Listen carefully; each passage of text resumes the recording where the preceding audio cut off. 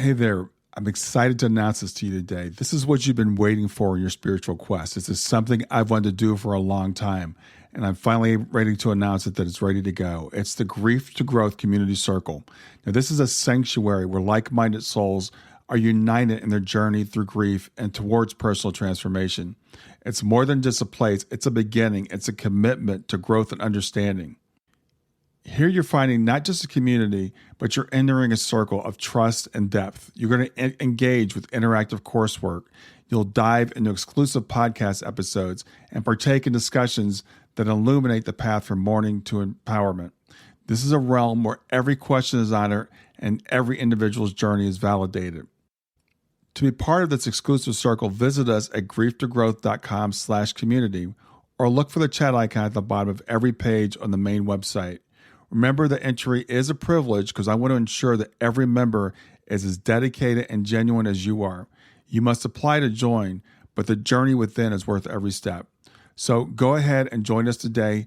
Check it out, grieftogrowth.com/community, and I look forward to seeing you there.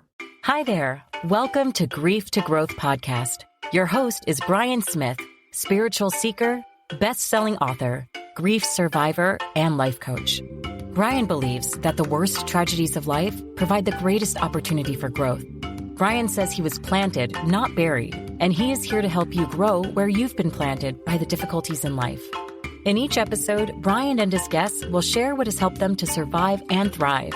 It is his sincere hope this episode helps you today.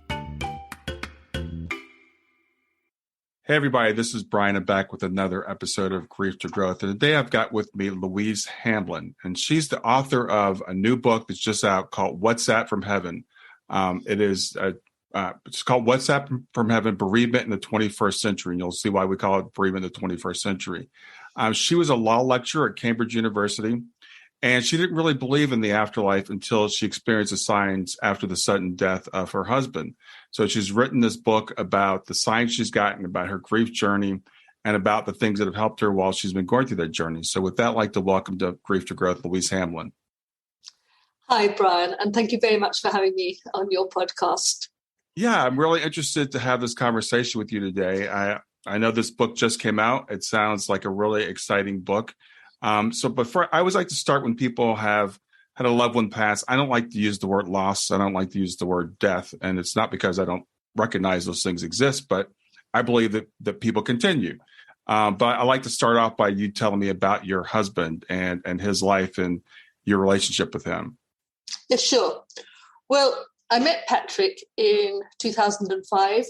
We started living together in 2006 and we got married in 2010. And I can remember on the day of my wedding to him, I was thinking, my goodness me, this is a happily ever after. And I really did believe that. We'd both been married before. We both had children, and neither of us had great marriages. And when we met each other, we slowly began to realize that we were soulmates. And I was so happy with him. He was a barrister, which is like an attorney. He was an alpha male, very, very strong and intelligent and determined, very generous and kind and straight as a die. And I adored him. I absolutely adored him. And what was amazing was he adored me. So it was perfect. And then in the autumn of 2018, we decided to have the holiday of a lifetime and go on safari in Africa, which we did. And it was fabulous and we really enjoyed it. We got back and Patrick started to have a couple of odd symptoms, went to the doctors, was diagnosed with stage 4 bile duct cancer, and he was dead within 3 months. And it was horrendous, absolutely horrendous. He had been such a live wire. He'd been so full of energy and so present all the time. And I couldn't believe that he had died. I really couldn't. And I was totally numb from shock and grief. I would gladly have died along with him. I really would, because he'd been the centre of my life and he'd been my love. So, to start with, as I say, I was numb with grief. And, I just was incapable of doing anything. And the children were wonderful and friends were wonderful, and they'd put some food in front of me. I wasn't capable of getting myself a meal. I wasn't capable of doing anything. I just sort of sat like a zombie. And I look back on that time now, and I can hardly remember it. I somehow must have got up. I somehow must have gone to bed, but I honestly can't remember it. The shock was so deep. It really was. I slowly started to find strategies to survive. And also, though I didn't believe in an afterlife, and nor had Patrick, I'd never completely closed my mind to it. I mean, before Patrick died, we were discussing his death, and he said, "I'm scared of dying, but I'm not scared of death, because death is either nothing at all, and that's nothing to be scared of, or," he said, "if our spirits do survive, well, I think I've led a good enough life for it to be okay." And he had. He was a deeply, deeply good person. He really was. So I guess you could say, if you like, we were both agnostic about it, but we both thought that it was unlikely that spirits survived. However, I was so desperate to sort of have some contact with him, and I was so worried in case his spirit had survived, and I wanted to know that he was all right. And so I started going to mediums, and also at the same time, friends started sort of approaching me and saying, "Hey, Louise, I've had a sign which I think was from Patrick." And I thought, yeah. But on the other hand, I was very surprised by, how perceptive, if you like, some of the mediums were. So I was very much in two minds about it. I desperately wanted to think that he still survived, because he'd been such a force of nature, and the feeling that he was no more was just devastating. But I didn't know. The first medium I went to was not a success. And she ended up being sort of quite cross with me, because I was saying no, when she was saying things. I just didn't feel that she was on the right wavelength at all. I didn't feel that she got through to Patrick at all. Patrick was my husband. And then about 2 months or so after he had died, I thought I'll try again with a medium. And I went onto the internet, and I found a medium sort of about 1.5 hours drive away. And so I rang her up, and I said, "Hi, my name's Louise. My husband died in February, and I'd like to come and see you to see if I can make contact." So she said, "Oh, hi. Yeah, that might be a bit too soon, really, just a couple of months. But, he died in the middle of February, didn't he?" And I said, "Yes." And then she said, "He died on the 16th of February. And I said, "Well, no, he lost consciousness on the 16th. And he was in a coma from then until the 18th when he actually died. And anyway, this medium said, no, well, he's telling me he died on the 16th. That's what I'm writing down. Left. That's when his spirit Yes. left. Yeah. Well, and I thought, it can't even be telepathy. Not that telepathy is explicable, because if she'd asked me, I'd have said, no, he died on the 18th. Mm-hmm. But she somehow knew that he had died on the 16th. Mm-hmm. And, I was thinking, goodness, there are 28 days in February. That's amazing. Yeah. And she knew nothing about me at all, apart from the fact that my name was Louise and my husband had died. She didn't know my surname or anything. So then I went to see her the next week. And again, it was quite extraordinary. I mean, I ended up thinking, yes, yeah, she really is in touch with him, or he's in touch with her. She described him very, very accurately. And I'll give you a couple of examples. She said, oh, why is he showing me a cornflower? She didn't say a flower or flowers. She said a cornflower.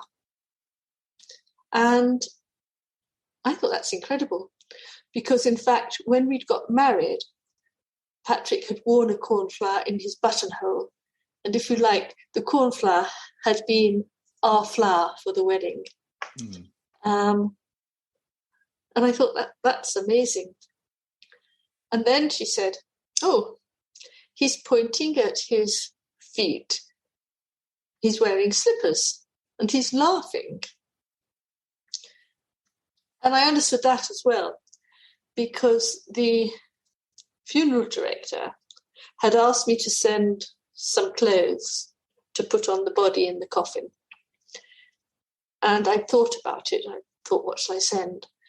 And I thought, well, actually, he was happiest when he was outside mucking around, So I sent his sort of country clothes.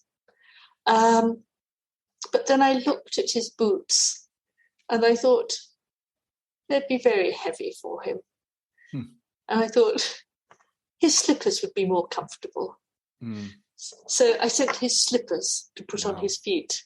Wow. So he was wearing quite a strange ensemble, if you like. His outside country clothes and his slippers.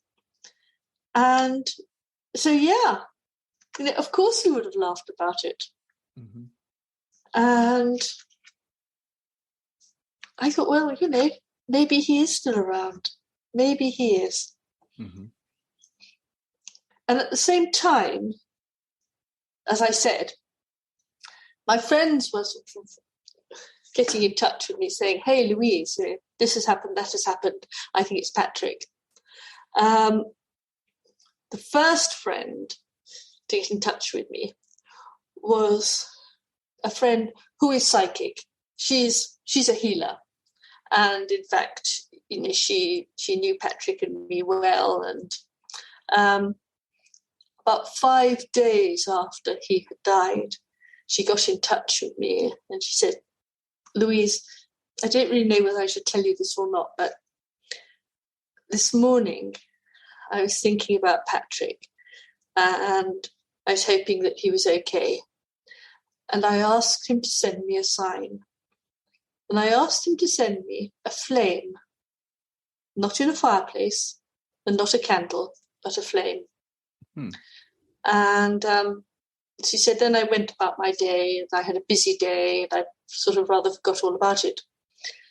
And then this evening, I went to close the curtains and out of the window, I could see in the neighbour's garden a tall, thin flame. And it was very strange. She said, I rushed and took a photograph, and here's the photograph. And she sent me a photograph, and you could see the neighbour's fence, and then behind it, this tall, thin flame. And because the fence was in the way, you couldn't quite see what was causing the flame. And anyway, she said, quite soon after, the flame just died away. And she said, I'm sure that was Patrick saying, yeah, I'm okay. Mm-hmm. And it was a weird flame. And she did send me the photograph, and I could see it. And I could see it. It was a weird, unusual flame. But, again, I didn't know. And then we had the funeral, and I've got very, very clouded memories of that. Mm-hmm. Lots of people came, which was lovely, and it was awful. And then this same friend, she contacted me the next day, and she said, "Hey, Louise, when I was driving home from the funeral, I was listening to the radio, and I thought, oh, I'll ask for another sign." And so she said, "Hey, Patrick, can you get Cheap Trick, I Want You to Want Me, played so I can hear it?" And I personally had never heard of Cheap Trick, and I'd never heard of this song, I Want You to Want Me. And apparently my friend Jenny, she'd chosen it because she said she liked it, but she'd never, ever heard it broadcast in the UK. I don't know how regularly it's played in America. So she carried on driving home, and it didn't appear on the radio. And when she got home, she turned off the radio and just had the evening. But the next morning, she went to collect her parents from the railway station. They were going to stay. And as she was waiting on the platform, over the station tannoy, they suddenly played I Want You to Want Me. Wow. And yeah, that's what she thought too. That's absolutely what she thought. So, I heard this and I thought, well, wow, but who knows? And another friend who had been a very good friend to both of us, she contacted me and she said, I've been thinking of Patrick, and something happened to the lights, and it must have been Patrick. She had found both bedside lights on, and they had not been on, and nobody had been in the house all day. And she'd got back and she'd found they'd both been switched on either side of the bed. And she said, I've been thinking about him a lot, and I've been asking for a sign. I'm sure that's what it was. Mm. And I heard this and I thought, well, okay, maybe. But then, I'm not getting any signs. I haven't noticed anything odd. Mm-hmm. And thinking about it now, I suspect that I was so deeply immersed in grief that it would have been difficult to get through to me at all. But, that's just my interpretation now. Mm-hmm. I think the first sign I got was I was going to get a train, and I thought, actually somebody suggested to me, they said, well, why don't you ask to see a feather on the train? So I said, okay. So I said, Patrick, if you are around, darling, please may I see a feather on the train? And the next day, I got this train, and it was quite crowded, but I could see 2 vacant seats at the far end of the carriage. So I sort of went up to them and sat down, very pleased I got a seat. And I glanced down at the seat next to me, and there was a feather on the seat. Wow. Stay with us. We'll be right back. Hey there, something I want to tell you about today. My podcast platform, Buzzsprout, has recently made it easier for me to allow you to support me financially. Go to www.grieftogrowth.com/subscribe. That's grief2growth.com/subscribe. And once you're there, you can sign up to support me financially. Now, you can do it for as little as $3 a month, or of course, as much as you'd like. If you do that, you'll get access to bonus episodes, and you'll see those in the regular feed. They'll have a lock on them. But when you become a subscriber, you'll actually get access to your own private feed, and you'll be able to listen to the regular podcast along with the bonus podcast for the subscribers. I want to thank you for listening. I want to thank you for sharing the podcast. And I want to thank those of you who support me financially. Have a great day, and on to the episode. Yeah, it was wow. Brian, it was wow, because there was absolutely nothing that, could have created a feather there. And in fact, another time, and this is a few months later, I was on a train and I was talking to the woman who was sitting opposite. There was a table between us, and I'd been reading, and then we got talking. And it turned out she was a widow, and it then turned out that she had had some signs from her husband. And so we were talking about it. And then she said, "Oh, look."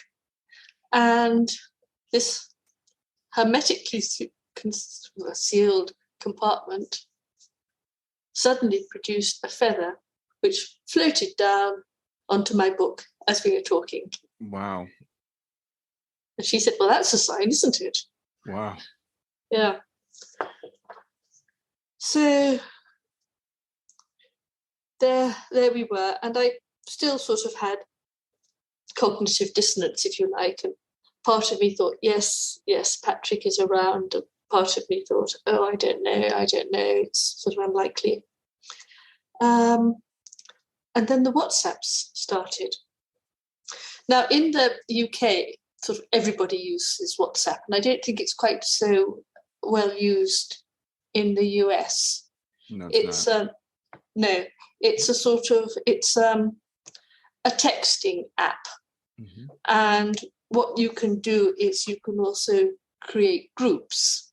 So, I've got a family group, and anybody in the family, they can post on this family group. They post photographs and messages and things, and we can all see it.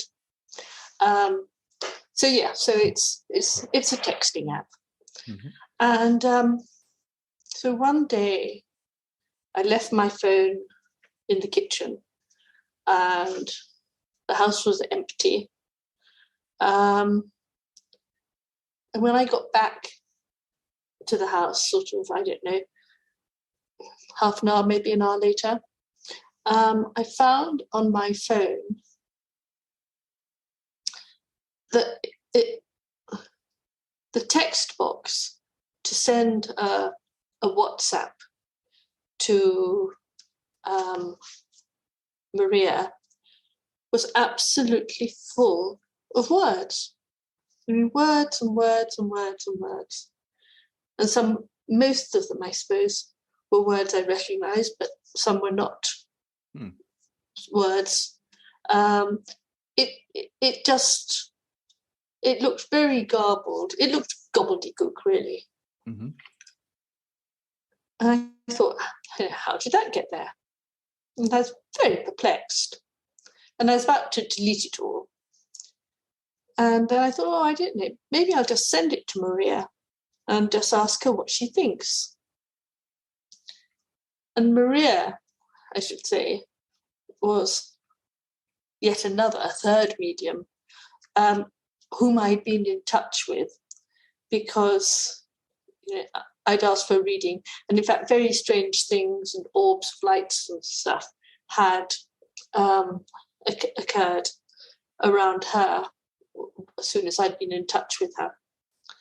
So anyway, I sent this to Maria and said, hey, I found this in the message box ready to send to you. Don't know how it got there. What do you think? And she said, no idea at all. So that was that.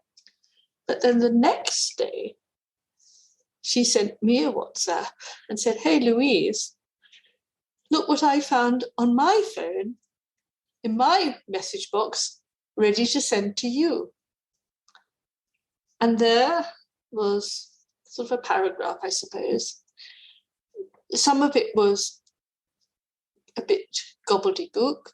There were some random phrases or words, but 3 times it said, "Darling, it's me." Oh, wow.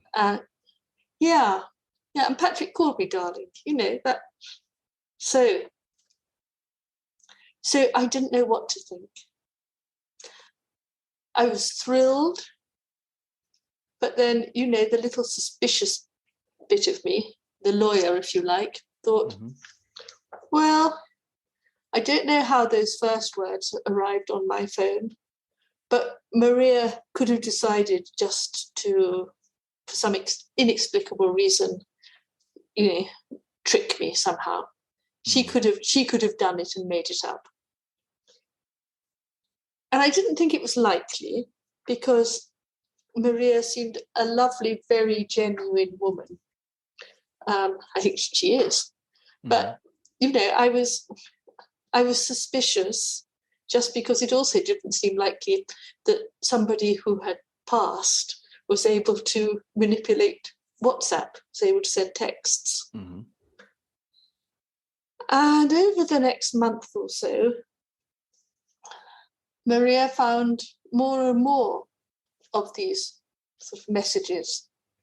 And some of them sort of contained stuff which she wouldn't have known, but which really, really made sense to me. So I was beginning to think, goodness, Patrick can somehow send WhatsApps, texts, if you like, through the ether. This is extraordinary. But it was in August that then I knew for sure. And I can tell you exactly the time. It was August 6th, which happened to be the birthday of his daughter. And I was out walking the dog, and the phone was in my pocket. And I got back and pulled the phone out of my pocket.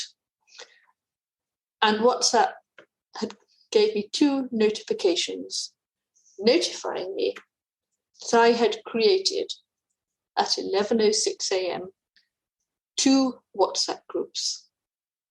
One called Hamlin's, one called Hamlin Family, one consisting of me and Patrick, one consisting of his daughter, Patrick, and me.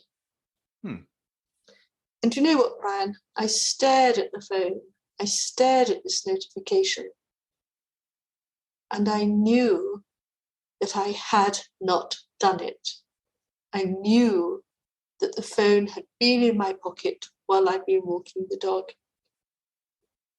And I thought,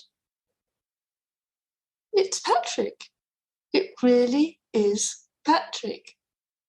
It's Patrick saying, hi, I've been trying to contact you. I'm still alive in spirit. Now, I was staying with one of my sons at the time, and that son is a lawyer. Like his mother, like his father, and he's very skeptical. And he spent a long time trying to work out how these groups could have been created by somebody else. How my phone could somehow have been hacked. And he really, really worked hard trying to find what he would have called a rational explanation. And in the end, he had to admit defeat. And he said, do you know what, Mum? There is no rational explanation for those WhatsApp groups. You must be right. It was Patrick. Wow. So, yeah. And do you know what? That completely altered my worldview. And that made me think, that's wonderful, because he's still alive in spirit. And it does mean that when I die, I can be with him again. that was so consoling. Yeah. It really was. Yeah. And I was still deep in grief, and still was finding it very, very difficult and sad. But just knowing that he was still alive in spirit was, just so wonderful. It really was. Stay with us. We'll be right back. Hi there. I'm really excited to tell you about my latest ebook. It's 4 lessons that you can learn from the near-death experience without going through all the trouble of dying to learn them. I've been studying NDEs for several years now. I am completely convinced that not only are they 100% real, but that there's some very universal wisdom that we can get from the near-death experience. And I've distilled that down in this book into 4 short lessons. And I've also given you all the reasons why I believe that NDEs are absolutely real. So go to www.grieftogrowth.com/NDE lessons to pick it up for free.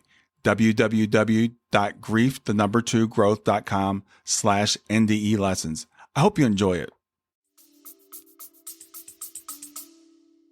That is an incredible story. I was covered with goosebumps like most of the time you were telling it. It sounds like Patrick is a fantastic communicator. He's persistent, and as you said, you were talking about getting signs early on. The thing is, if we're not looking for signs, if we're not aware, then we don't know. You see a flame, it's just a flame. You hear a song, it's just a song. You see a feather, it's just a feather. It's when we have that connection with them and we understand that connection that ordinary event becomes a sign.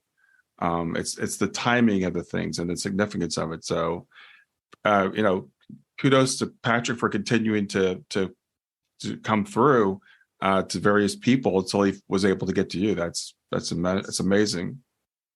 Yes, he was. I mean, as I said, he was an alpha male. He was a very determined man. Mm-hmm. And it must have been so frustrating for him, trying to get through to me and me just carrying on being skeptical and loyally, if you like. But he was not the sort of man who would ever give up. And right. He was obviously on a mission. Right. So, yeah. And then it's interesting that you said you went to a couple meetings and the first one didn't work out. So what made you decide to go to another one? Well, because I was just desperate to try and sort of communicate with him. And, I think the thing about mediums, as I say in my book, I think there are some amazing mediums out there. Mm-hmm. And I think there are also some people who are less amazing. Absolutely. And you've got to look out for charlatans as well. Mm-hmm. I'm not saying that the first one I saw was a charlatan, but she certainly wasn't in touch with Patrick.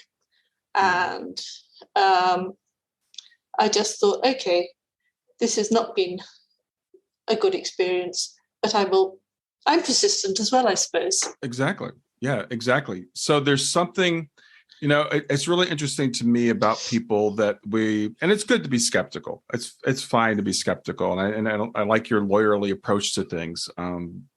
But there's something about us, I think, when that person, that really significant person in our life crosses, that it makes us really question that thing that says, okay, we don't go on. It's interesting. For me, it was my daughter. I've always kind of believed in an afterlife, but when my daughter was 15 and she passed away, when a spouse loses a spouse or a parent loses a child, then it's like, okay, well, now I have to know. It's no longer an academic exercise. It's like, I have to know. Totally. And I mean, what was lovely from my point of view was that I continued to get signs from Patrick. Mm-hmm. And I guess that he was sending me signs for probably about 2 years. He died, 3.5 years ago now. And I don't think I've had a sign from him for the last year or so. But it was lovely that he carried on sending me love and reassurance, really. Mm-hmm. And I think he realized, how grief-stricken I was. Yeah. And how I just needed the love and the reassurance. So what are some of the other things that you did besides the signs and mediums to start to cope with your grief? Because that's tough. It's tough coming out of that. And what you said was completely normal, that the fog that we have at the beginning, the shock, and then that it seems like a dream when we think about it even now. Yeah, no, you're quite right. Right. Well, I spent a lot of time out in the garden, and I've got quite a big garden, and it's on a slope, and there's a summer house up at the top of the garden, and there are lovely views from the summer house, and also you can't see any houses from the summer house. It's just countryside, and it's very quiet up there. And I spent hours and hours just sitting there out in nature, which really helped. And nobody could come and bother me at the summer house. I was there with my dog. I found that meditation really helped. And I read a lot.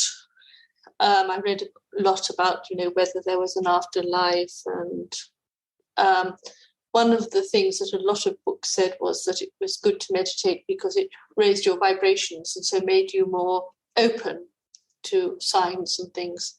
And to be frank, I didn't really understand what that meant, but I meditated.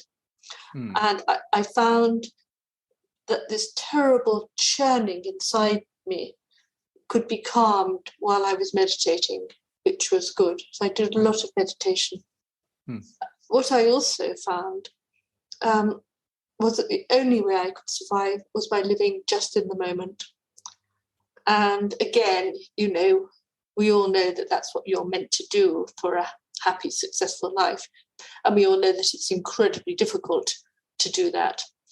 But I found that I couldn't look back and think back because that was just too sad to think what I'd lost. So I just couldn't let myself think back.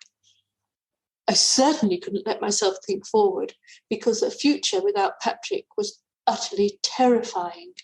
It just seemed so bleak, so forlorn. So the only thing I could do was just concentrate on this morning or this afternoon. And I could just think to myself, okay, it's morning and in 2 hours' time, it's lunchtime.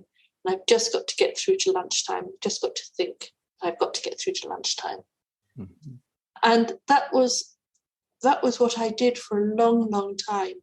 I only thought about just getting through the now. And that helped.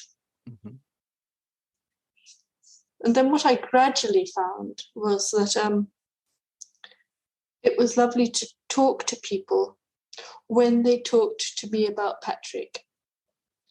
What I found incredibly hurtful was when I talked to people and they didn't mention it.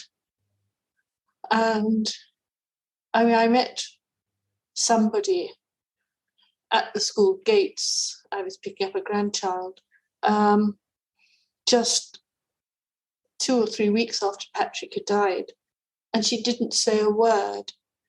And I was so hurt and distressed. And then I saw her again a little later, and she said, "Oh, I didn't like to say anything in front of the children. I'm sorry about Patrick." And I thought, how ridiculous. The children know he's died. And, you can't sort of whitewash what has happened. And still, there are people who don't mention him. Other people do. And they'll quite casually sort of say in the conversation, "Oh, it was so funny. Patrick would have loved that." Or, "Oh, do you remember when Patrick did this?" And And I love that. Mm-hmm. I love it when people still bring him into the conversation, Mm-hmm. and still show that he's present in their minds and lives as well. I think that's really, really helpful. Yeah, I think that's a really important point that you just made. A lot of times people are uncomfortable around us, people who are in grief, and they'll say things like, well, I don't want to bring it up because I don't want to make you sad, or I don't want to make you think about this person, the person. And it's like, don't you know, we're always thinking about them. And almost universally, when I talk to people that are in grief, they're like, I want you to include my loved one as part of the conversation. I'm thinking about them, and mention their name casually. It doesn't have to be, oh, I'm so sorry about this. It's like, mention them just like they're still here. Mention them like the way that they were when they were here. We all love to talk about our love. That's why I started by asking you, tell me about Patrick. I want to know about him, because I believe he's here. I believe he's here with us now. And I'm sure he's probably going, yay, this is great. This is what you're doing is fantastic. Because you're sharing this story that will help so many other people. But when we get these signs and things, they're for us, but they're not just for us. I very strongly feel that he wanted me to write this book. And I just sat down one day when I thought, actually, I'm going to write it. I'm going to write down what has happened. And I had kept a journal. And I just sat down and wrote it and sent it off to a publisher. And the publisher accepted it straight away.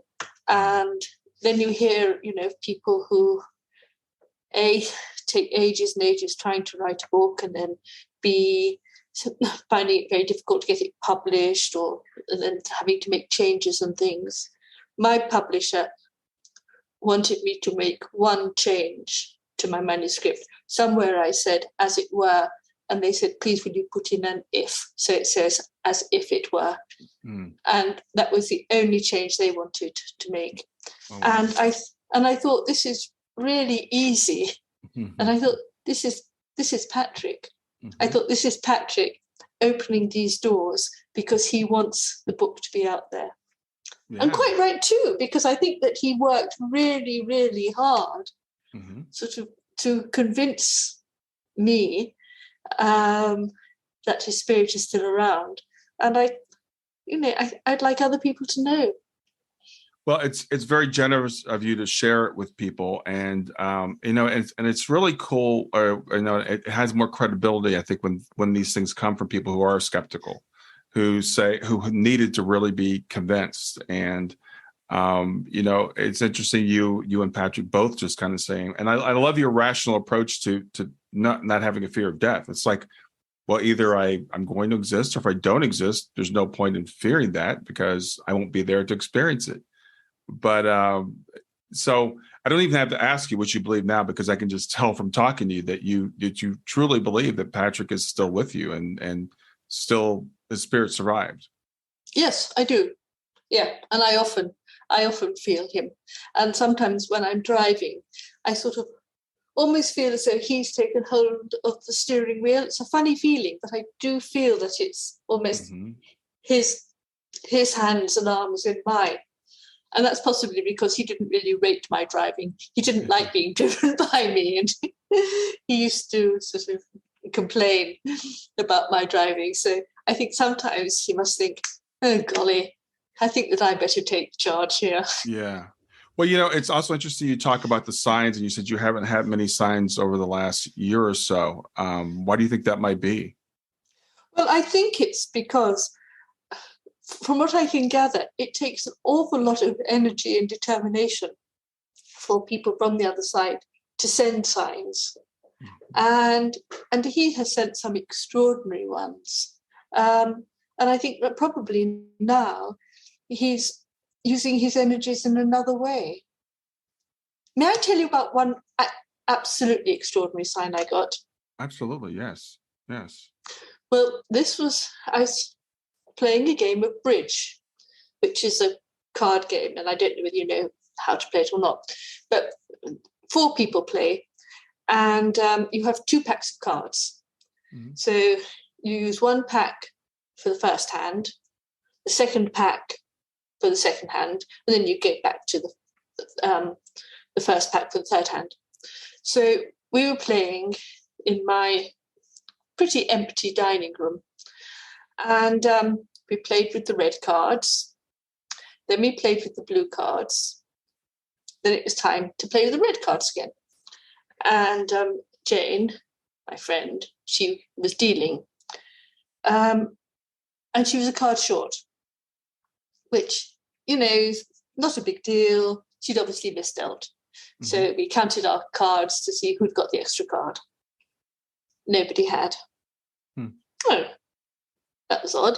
So we thought, must have somehow dropped on the floor. So we looked on the floor, no card. Very odd. So we looked on our laps, we stood up, we started searching quite seriously. Mm-hmm. Because the thing is, we knew that card had been there when we'd used the red cards for the first hand. Mm-hmm. So we knew that we had started with a complete pack. Well, we could not find this card. We searched and searched, could not find this card. And one of my friends who knew about the signs and everything said, well, this must be Patrick. It must be a heart. So we looked to see what the missing card was. Mm-hmm. And it was the 9 of hearts. And so they said to me, oh, is that special for you? Is there something special about the 9? And I said, well, no. I mean, if it'd been the Queen of Hearts or the Ace of Hearts, mm-hmm. but the 9 of Hearts, no. So anyway, very strange. We had to go get a new pack of cards, and there we were. And I told a friend about this a couple of days later, and this friend does tarot, which, I know nothing about. And nor, may I say, did Patrick before he passed. Mm-hmm. And anyway, the friend said, Louise, the 9 of hearts, that's the 9 of cups in tarot. And that is the very best card of all. It's a card which represents the deepest, most enduring love.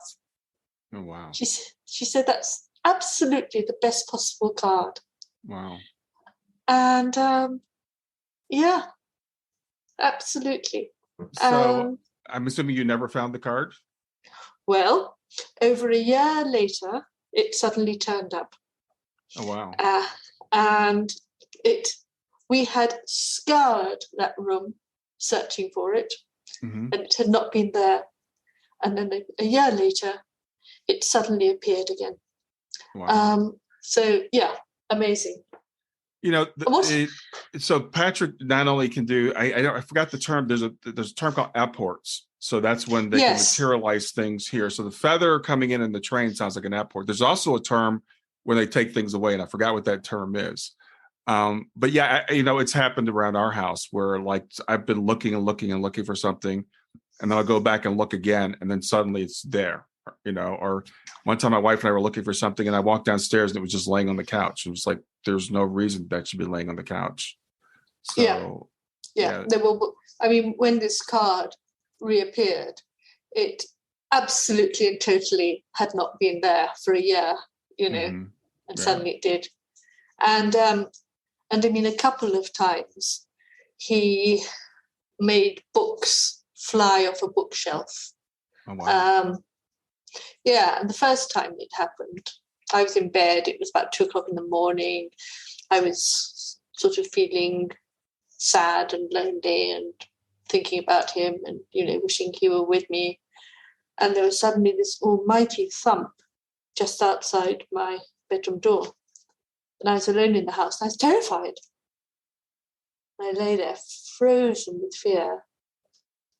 Nothing more happened. So in the end, I very bravely sort of got out of bed and turned on the light and went out into the landing. And a book had flown out from the top of the bookshelf in the landing and had landed with this huge thump just on the floor outside my bedroom door. Mm-hmm. And there was absolutely no rational reason for it to have done that. It seemed inexplicable, other than it was Patrick saying, "Look, don't worry, darling. I'm still around. I'm still here." Yeah. And it happened again another time. Yeah. So the signs are really amazing. And I was going to ask you, but you've already kind of answered it, because I think sometimes with the signs, they do tend to kind of drop off. But I think it's as we're actually making that connection with the other person's spirit. And so I was going to ask you, do you feel Patrick with you now? Yes. Yes, I do. Yeah. And it gives me a lovely feeling. Mm-hmm. Yeah. That's, I often feel him sort of beside me in bed, and that's lovely. It's really lovely.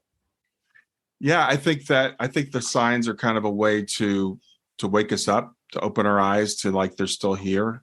But I think what they really want is to make that connection with us. And I've noticed it's funny because I've talked to a lot of mediums. I have a lot of mediums that are friends because of what I do. And I've done a little bit of mediumship development myself, just casually. And I'll say to people, well, I don't get as many signs from Shayna as I used to. And they'll say, well, do you hear from her? And what I realize is like, I feel her all the time now. It's just, I feel like she's just like part of me.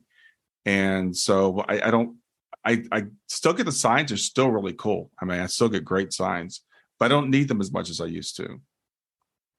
That's really interesting, because I've never thought of it like that. But yeah, that makes sense. It really does. And yeah, I feel Patrick around me all the time, really. And yeah.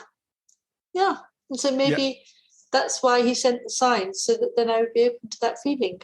Yeah, I think sometimes people get discouraged. They'll say, well, I don't get signs. And when I talk to them, I'm like, yeah, you're getting them. You just don't recognize them, because they'll tell me about something strange has happened. And then I'll hear some people say, well, maybe they've moved on because I'm not getting the signs as much anymore. And my experience is that's not the case at all. It's just, I think our relationship kind of moves to a different level.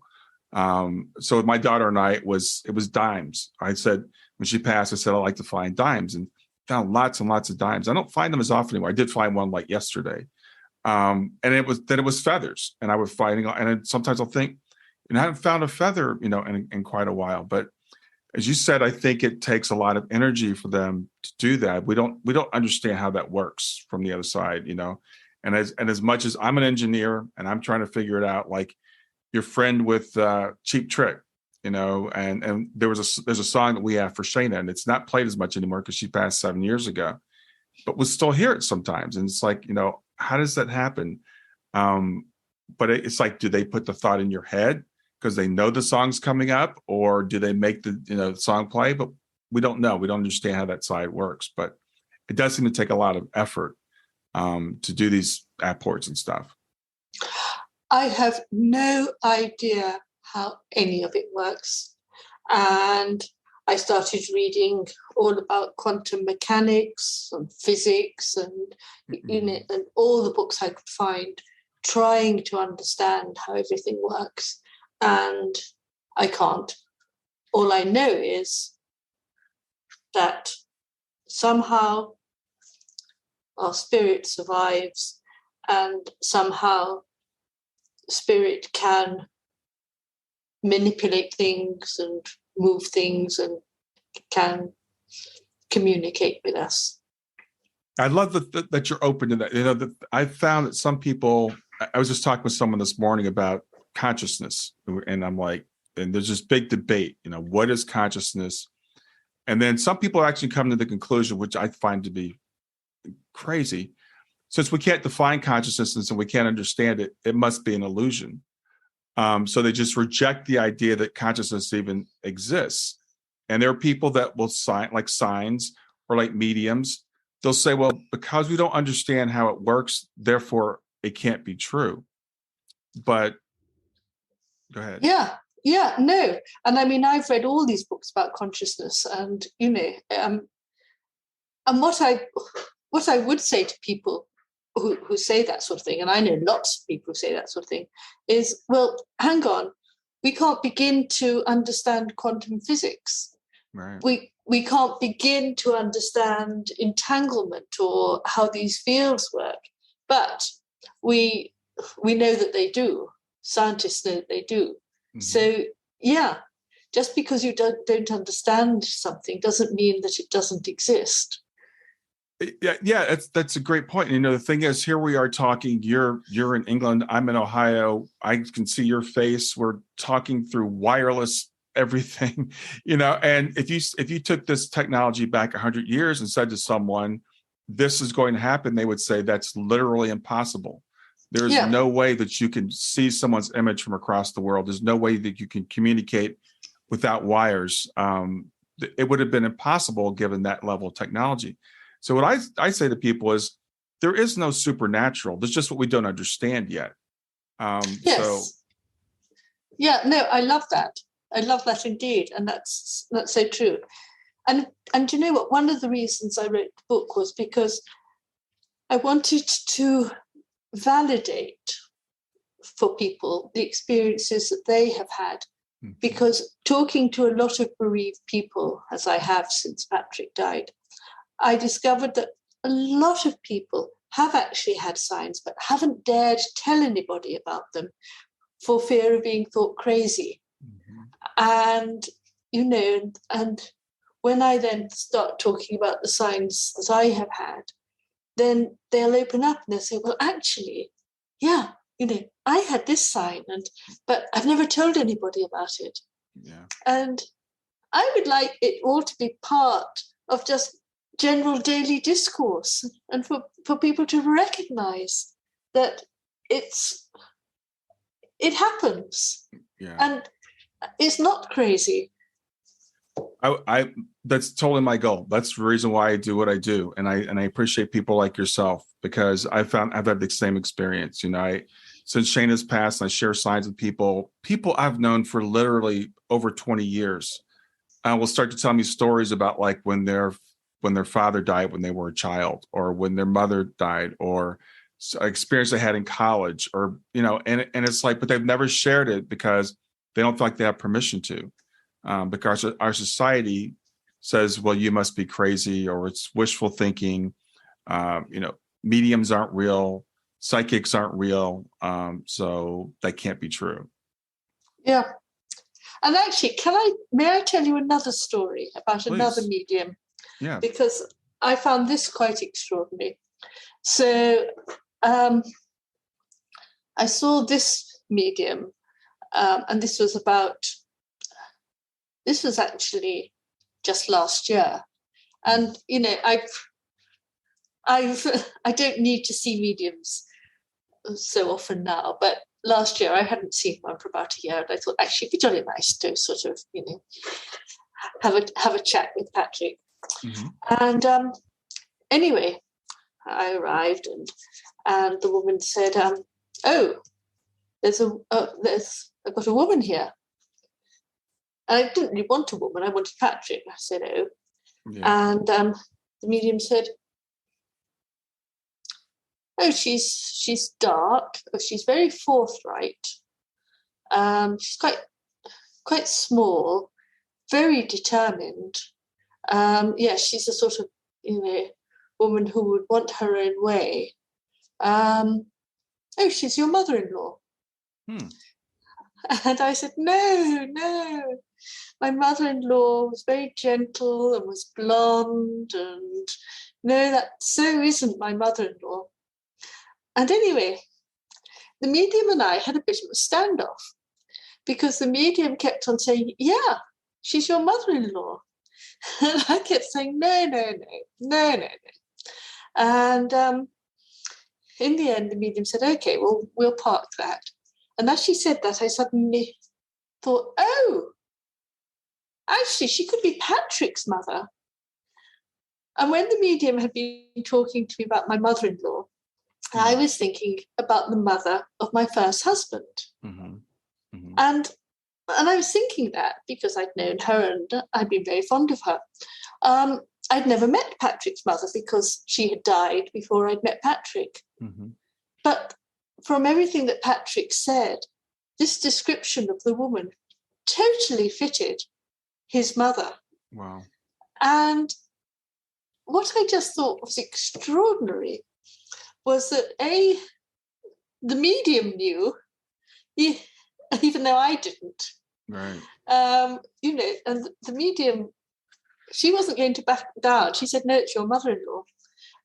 And I thought, how extraordinary that somebody I'd never met has come to talk to me. And in fact, the medium said, oh, she's all dressed up as if she's going to a wedding. Is there a wedding in the family? And I said, yes, there is going to be one. And so the medium said, well, yeah. She's saying how happy she is about that. Wow. But I just thought it was extraordinary. And it just shows that, that medium was so genuine. She knew better than me who my mother-in-law was. Yeah, that's really interesting. And that's why mediums sometimes I have to stick to their guns, because sometimes we don't know, we are interpreting one way, and it also shows the continuity of life and how, his mother, even after she passed, after all those years, was still involved in his life. Yes. Yeah. So it's so encouraging, to think about. And it's also interesting, people, it's happened with me. I've had lots and lots of readings, again, because of what I do, and people will come through that I've never met, but they're still involved in my life, or people that may have passed a very long time ago that never met my daughters that are with them now, with my daughter now, who's in spirit. So it's all really fascinating, and I'm really so glad that you put this out into the world, as you said, because people need that validation. And I really, my true belief is most of the problems we have in our society is because people don't know who we are. They don't understand that we are eternal beings, that we don't die, that we will see each other again, that our loved ones we think are gone are still with us. And I think that would change everything if this was just like normal conversation. Yes, I think you're right. And well, let's hope that, your podcasts and my book and other people's efforts as well can actually just bring this into the general conversation. It's getting there. I'll tell you one quick story. I had a friend that she was a total skeptic. And she said, Brian, send me to the best medium you know, because I want to prove once and for all this isn't real. Long story short, she went to see my friend. She used a different credit card, a different name, everything. My friend just kind of blew her away. And she goes, okay, well, now I believe. So then I started feeding her some more evidence, near-death experiences and studies on mediumship and afterlife communications like you've had, stuff like that.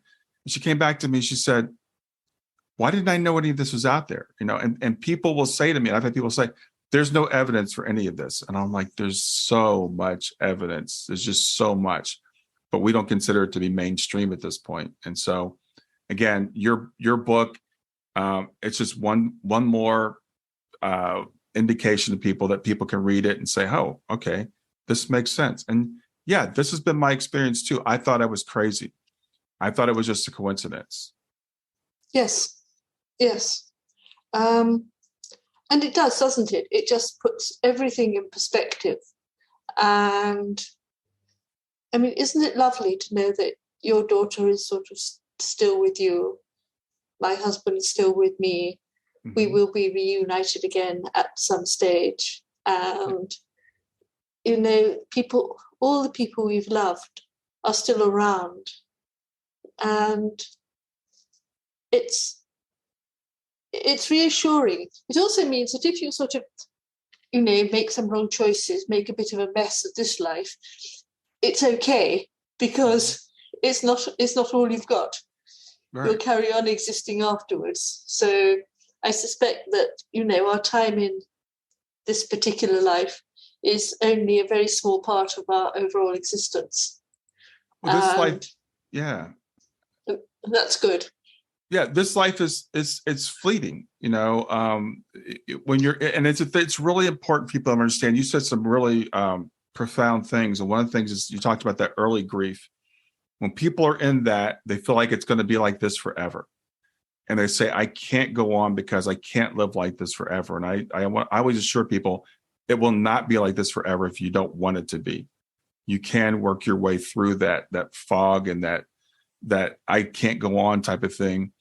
And it's one moment at a time. I was there too. And I would tell people, don't talk to me about the future. If someone mentioned anything more than a week away, it would just irritate me. I was like, I don't want to think about that. But you get through, you get through that one day at a time. And then you start to put it in perspective and you realize nothing is permanent. So that's good and it's bad. Enjoy the joy that we have here, because it's a really joyful place. But when you're going through pain, that's temporary too. Yes. And as I've said, it's 3.5 years now since Patrick died. And the first 2 years were hard. They were hard.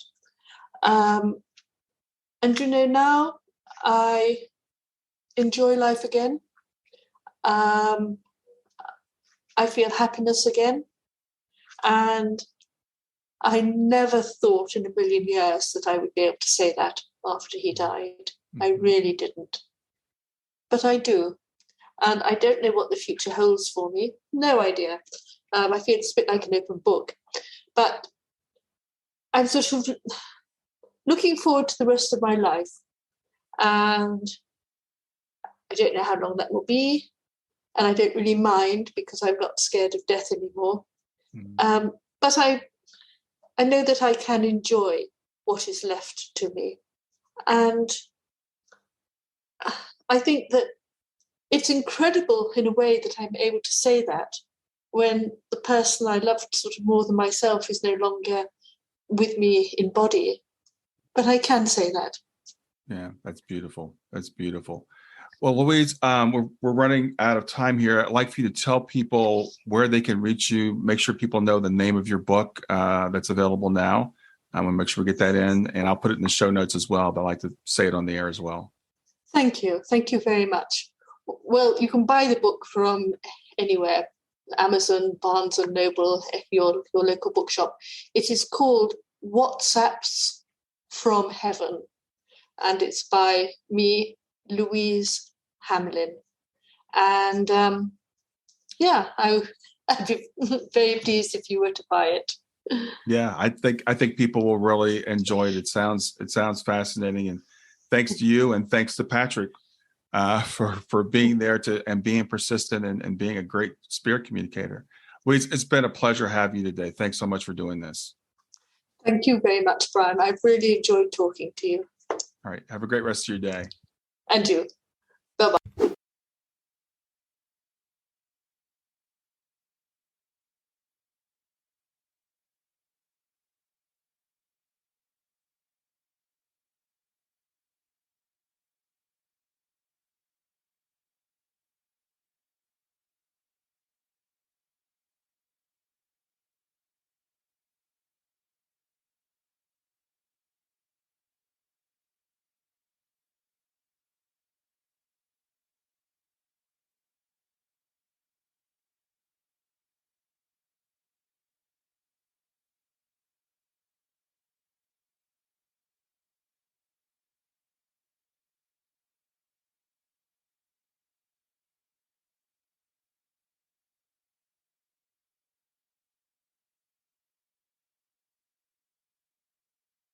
Content and knowledge that you are helping to spread the message of grief to growth. For more about Brian and Grief to Growth, visit www.grieftogrowth.com. Hi there. I hope you enjoyed this latest episode of the podcast, and I'd love to hear your thoughts. What questions came up for you? What did you like about it? What didn't you like about it? I invite you to visit us at grieftogrowth.circle.so. That's growth2growth.circle.so to continue the conversation with me and with other listeners. It's a space to sound off, to share reactions, and to go deeper into the topics from the show. I look forward to chatting more, and I hope to see you there.